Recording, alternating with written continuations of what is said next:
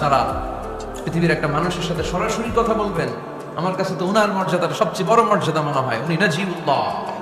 আরেক সাহাবা বললেন, আমার কাছে তো এর চেয়ে বেশি অবাক লাগে সাইয়েদনা ইব্রাহিম আলাইহিস সালামের ব্যাপারটা, কারণ উনাকে আল্লাহ তাআলা বানিয়েছেন খলিলুল্লাহ।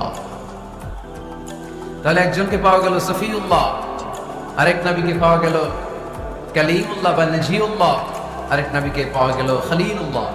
এই কনভারসেশন যখন আল্লাহর হাবিব সাল্লাল্লাহু আলাইহি ওয়াসাল্লাম শুনলেন, আল্লাহর হাবিব সাল্লাল্লাহু আলাইহি ওয়াসাল্লাম মসজিদে নববীতে প্রবেশ করে সাহাবাদেরকে বললেন, তোমরা যা বলেছো আমি সব শুনেছি, তোমরা যা বলেছো সব সত্যই বলেছো, ঠিকই বলেছো।